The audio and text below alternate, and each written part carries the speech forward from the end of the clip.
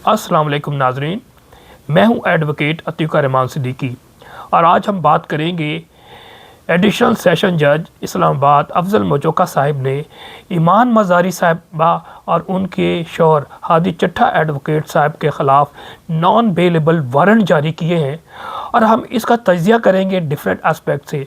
इसके सियासी महरक़ात भी देखेंगे, इस केस का बैकग्राउंड भी देखेंगे और इनके दरमियान यानी कि ईमान मज़ारी, हामिद और हादी चट्टा और अफजल मजोका के दरमियान जो एक चपकलिश काफ़ी अरसे से कोर्ट्स में चल रही है उस हवाले से भी देखेंगे और इसमें जो स्टेट प्रोसिक्यूशन का जो किरदार है उसको भी हम जांचने की कोशिश करेंगे और इसके सियासी महरक़ात के अलावा हम जानने की कोशिश करेंगे ये जो नॉन बेलेबल वारंट जारी किए हैं ये कानूनी है, गैर कानूनी है और इस कानून फ़ौजदारी जो है वो इस हवाले से क्या कहती है और असल में ये क्या करना चाहते हैं। तो इस पर डिटेल में जाने से पहले सबसे पहले हम कहेंगे कि ये केस क्या है। आप सबको मालूम है कि ईमान मज़ारी और उनके शौहर हादी चट्टा के ख़िलाफ़ एक ट्रायल चल रहा है जो कि अफजल मजोका साहिब एडिशनल सेशन जज की अदालत में चल रहा है और वो है पीका 2016 के तहत मुख्तलिफ सेक्शंस उनके ख़िलाफ़ लगाई गई हैं जो कि NCCIA यानी कि national cyber crime investigation authority इसको प्रोसीड कर रही है। तफ्तीश इन्होंने की है और वो सबमिट किया है। इल्ज़ाम यह है कि इन्होंने मुख्तलिफ़ औक़ात पे सोशल मीडिया में स्पेशली ट्विटर पे या फेसबुक पे वो बयानात दिए हैं जो कि मुल्क के ख़िलाफ़ है, कौम के ख़िलाफ़ है, फ़ौज के ख़िलाफ़ है और इसको दहशतगर्दी के ज़िम्मे में लाने की कोशिश कर रहे हैं। ये भी तमाम आवाम को मालूम है कि ये इल्ज़ामात सारे बेबुनियाद हैं और जो भी अपने बुनियादी हकूक़ का हक़ इस्तेमाल करते हुए इज़हार आज़ादी राय का इस्तेमाल करता है, बोलता है, लिखता है, लोगों को एजुकेट करने की कोशिश करता है कि हमारे मुल्क में आइन नहीं है, कानून नहीं है, जमहूरियत नहीं है, बुनियादी हकूक़ सलब कर लिए गए हैं और सलब करने वाले या पार्लियामेंट को मफलूज करने वाले, अदलिया को मफलूज करने वाले और हुकूमत को यरग़माल बना के अपने ही एक टाउट या आप यूँ कह लें कि स्टूजेस को बिठा दिया गया है। वो कौन है वो सबको मालूम है, उसमें जाने की ज़रूरत नहीं है। ये उनका बैकग्राउंड है। अब ईमान मज़ारी को और हादी चट्टा को सज़ा दिलवाना चाहते हैं, इनको इनके स्क्रू टाट करना चाहते हैं और शटअप कॉल देना चाहते हैं तमाम 24 करोड़ आवाम को कि जो भी हमारे ख़िलाफ़, चाहे वो आइन के मुताबिक हो या कानून के मुताबिक हो, क्योंकि ना आइन है ना कानून है, हम ही आइन है, हम ही कानून है, जो भी हमारे रास्ते में आएगा हम उसको निशाने इबरत बना देंगे। तो ये भी एक स्टोरी बनने जा रही है, सैड स्टोरी बनने जा रही है। अल्लाह करे ऐसा ना हो, लेकिन हालात और वाक़या से ऐसा ही लगता है। अब आ जाते हैं, आपको केस के महरक़ात का पता लग गया। अब इस दौरान जो चपकलिश चली है वो भी आपको मालूम है, उसको मुख्तसर बता दूं कि एक एपिसोड सुप्रीम कोर्ट तक गया है क्योंकि वो डे बाय डे इसको हेयरिंग चलाना चाहते थे और जल्द से जल्द फ़ैसला सुनाना चाहते थे और फ़ैसला भी आप सबको मालूम है एक तरह लिखा हुआ है कि उनको सज़ा देनी है। उसके ख़िलाफ़ सुप्रीम कोर्ट में इनको एक रिलीफ मिला ईमान मज़ारी को या उनके हस्बैंड को और फिर डायरेक्शन हुई एडिशनल सेशन जज अफजल मजोका साहब को कि जनाब आप आराम से इसको चलाएं, जो प्रोसीजर ऑफ लॉ कहते हैं, जिसकी वजह से आप दोबारा से ट्रायल, दोबारा से एविडेंस और क्रॉस एग्जामिनेशन चल रहा था। अब मैं आ जाता हूँ वक़्वे पे कि ये नॉन बेलेबल वारंट क्यों जारी किया गया है। ये इसलिए जारी किया गया है कि 2 दिन कबल जब डेट थी, ईमान मज़ारी साहबा के वकील साहब ने जो कि प्रेसिडेंट बार है इस्लामाबाद बार एसोसिएशन, नई मुल्क गुज्जर ने एक एप्लीकेशन मूव की to personal dispensation with personal appearance. उसमें जो सेक्शन है वो 205 CRPC बहुत क्लियर है कि अगर कोई इमरजेंसी हो, कोई बीमारी हो या कोई और वजह से वो एप्लीकेशन मूव एक्यूज़ कर सकता है डायरेक्टली या फिर अपने वकील के ज़रिए। वो उन्होंने अंडर 205 सेक्शन CRPC किया और उसमें ये लिया कि ईमान मज़ारी साहबा की तबीयत ठीक नहीं है तो आप आज के लिए उनको एग्जाम्शन दे दें, आप नेक्स्ट डेट ऑफ हियरिंग में वो आ जाएंगी। लेकिन यहाँ पर उन्होंने अपनी जो डिस्क्रेशन है वो गलत तरीके से इस्तेमाल करते हुए ना सिर्फ ये एप्लीकेशन एडिशनल सेशन जज साहब ने डिसमिस कर दी, बल्कि सेम डे बेलेबल वारंट भी नहीं बल्कि नॉन बेलेबल वारंट जारी कर दिए। ये सेक्शन इनको जो प्रीरोगेटिव्स या मैंडेट है या जुरिसडिक्शन है एडिशनल सेशन जज साहब को, वो सेक्शन 90 CRPC फ्राहम करता है। लेकिन प्रैक्टिस में आपको बता दूं कि अगर एक्यूज डिसअपियर हो जाए तो यकदम नॉन बेलेबल वारंट जारी से अवॉइड करते हैं बल्कि बेलेबल वारंट जारी करते हैं, और अगर वो एप्लीकेशन डिसमिस कर दे। लेकिन यहाँ पर क्या हुआ कि नॉन बेलेबल वारंट जारी किए, जो कि मैं समझता हूँ एक पर्सनल था या फिर इसके पीछे मुहरकात थे कि जिनको कोई शायद कोई डायरेक्शन हो। एक और पहलू से भी बता दूं कि ईमान बाज़ारी साहिबा ने चंद दिन कबल इसी प्रोसीडिंग्स में एक एप्लीकेशन मूव की जिसपे उन्होंने कहा कि एक विटनेस के तौर पे जो DGISPR अहमद शरीफ साहब हैं उनको बुलाया जाए, और उसमें जो रीज़न्स दिए हैं उसकी मेन वजह ये थी कि जनाब चंद दिन कबल ये DGISPR ने एक प्रेस कॉन्फ्रेंस की जिसमें बाज़ाब्ता मेरा नाम लिया और मुझे बताया गया कि ये दहशतगर्दों की साथी है और ये इनको प्रमोट कर रही है, ये पाकिस्तान में फ़ौज के ख़िलाफ़ बात कर रही है, हमारे पास एविडेंस है। जिस पे बजा उन्होंने एप्लीकेशन मूव की कि जनाब एक अहम ओहदा जो है फ़ौज में मौजूद है वो इतने संगीन इल्ज़ामात लगा रहा है तो उनको बुलाया जाए ताकि जो उनके पास एविडेंस है वो प्रोवाइड करे। लेकिन वो भी कानून के मुताबिक उन्होंने नहीं स्टेप लिया ASJ साहब ने, बल्कि उनको अभी उन्होंने कहा कि जी हम बाद में सुनेंगे, हम प्रोसीडिंग करेंगे। इनसे पता लग रहा है कि ये मजबूर है और इनको डिक्टेशन दी जा रही है। ये चंद वजूहत है, क्योंकि मैं डिटेल में जाऊँ तो और बहुत सी वजूहत आ जाएंगी, लेकिन मैं ज़्यादा इस तरफ नहीं जाना चाहता। अब इन्होंने और क्या इलीगैलिटी की। अब नॉन बेलेबल वारंट तो जारी कर दिया, अमूमन अगर जारी कर दिया है तो इससे ज़्यादा नहीं लिखा जाता। लेकिन उन्होंने कहा कि जनाब ईमान मज़ारी चाहे पाकिस्तान में हो, अफ़गानिस्तान में हो या इंडिया में हो, उनको गिरफ़्तार किया जाए, और गिरफ़्तार करके कोर्ट में ना पेश किया जाए बल्कि उनको जुडिशल लॉकअप में डाल दिया जाए, और जुडिशल लॉकअप से ही फिर मैं कोर्ट हियरिंग या प्रोसीडिंग करूँगा।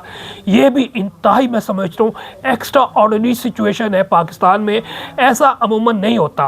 और एक आपको इमरान खान साहब की मिसाल नज़र आती है जो पूरी कौम को क्या पूरी दुनिया को पता है कि उनको पॉलिटिकल विक्टिमाइजेशन कर रहे हैं, और ताकतवर तबका आइन और कानून को पसे पुश डाल के इमरान खान साहब को बाय हुक और बाय क्रुक वो जेल में महबूस ही रखना चाहता है।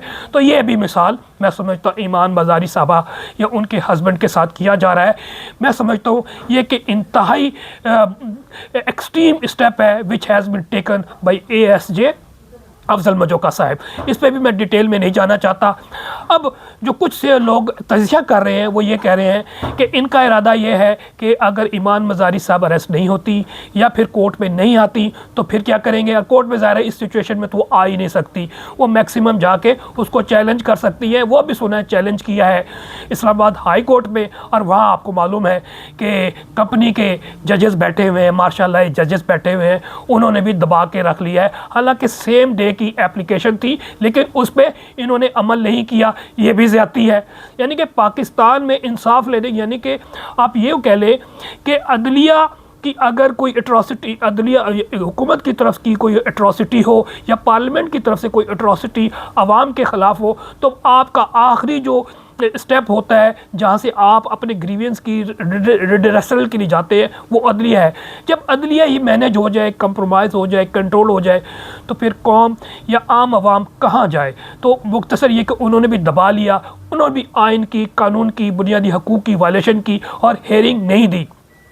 अब वो कोर्ट में भी नहीं आ सकती तो अपने आप को कहाँ पेश करे। बहरहाल मुख्तसर ये कि इनका प्लान ये है, जो एक तबका ये कह रहा है कि जनाब वो नहीं आएंगी, वो खुफिया रहेंगी, तो क्या करेंगे कि स्टेट प्रोसिक्यूशन भी अपनी मर्ज़ी से हैंड पिक्ड मौजूद है, और इसके अलावा जो डिफेंस काउंसिल है वो भी उनको राइट नहीं दिया गया जो उनका बुनियादी हक था, बल्कि उन्होंने अपनी मर्ज़ी से एक बंदा जो डिफेंस काउंसिल बना दिया है जो कि ईमान मज़ारी की मर्ज़ी के अगेंस्ट है, वही उसको प्रोसीड करेगा। 342 का बयान होगा और वही जमा करवा देगा, और उसी सेक्शन 342 के बयान के बाद फैसला सुना दिया जाएगा। और ये चंद दिनों की बात है जो इनकी प्लानिंग है। अब कानून क्या कहता है, अब आखिरी में मैं आ जाता हूँ जो मेरा है स्टेप, क्योंकि बीइंग एडवोकेट मैं बताऊंगा कि कानून क्या कहता है कि if accused disappears from the court during the trial, तो प्रोसीडिंग क्या है? प्रोसीडिंग ये है कि अमूमन प्रैक्टिकली ये होता है कि अंडर सेक्शन 90 CRPC जज बेलेबल वारंट जारी करता है। उसूलन 205 CRPC या फिर 540A CRPC वो पर्सनल डिस्पेंसेशन के लिए ही मौजूद है, और ये 205 जो है बिफोर ट्रायल और जो 540A ये ड्यूरिंग ट्रायल इस्तेमाल होता है परमानेंट तौर पे डिस्पेंसेशन के लिए। तो इन्होंने 205 CRPC के तहत किया था, जो इनका राइट था, और डिस्क्रेशन हमेशा in the interest of justice इस्तेमाल किया जाता है, लेकिन यहाँ पर इंटरेस्ट ऑफ जस्टिस के लिए नहीं किया गया, ये विक्टिमाइजेशन के लिए किया। बहरहाल ये नेक्स्ट स्टेप है। अगर जज डिसमिस कर दे तो फिर उसके पास राइट होता है या कानून उसको अलाउ करती है कि अंडर सेक्शन 90 जो है वो बेलेबल या नॉन बेलेबल वारंट जारी करे, जबकि प्रैक्टिकली जो है सबसे पहले बेलेबल वारंट जारी किए जाते हैं। बहरहाल इन्होंने नॉन बेलेबल वारंट जारी कर दिए, अदरवाइज ये सेकंड स्टेप होता है। अब इसके बाद क्या होता है? अगर इवन दो कोर्ट अरेस्ट वो अक्यूज अरेस्ट नहीं होता या कोर्ट में नहीं आता तो फिर क्या करेगा? यहाँ इस सिचुएशन में तो आ ही नहीं सकता, क्योंकि कोई गुंजाइश ही नहीं रखी उन्होंने, ना वो सुपीरियर कोर्ट से आ सकते हैं, ना यहाँ कोर्ट अपने आप को सरेंडर कर सकते हैं। तो मुख्तसर ये है कि नेक्स्ट स्टेप ये होता है कि जनाब उनके जो है 87 सेक्शन CRPC के तहत उनकी इश्तिहारी का जो प्रोसीडिंग जिसको कहते हैं प्रोक्लेम ऑफेंडर, वो प्रोसीडिंग शुरू होती है।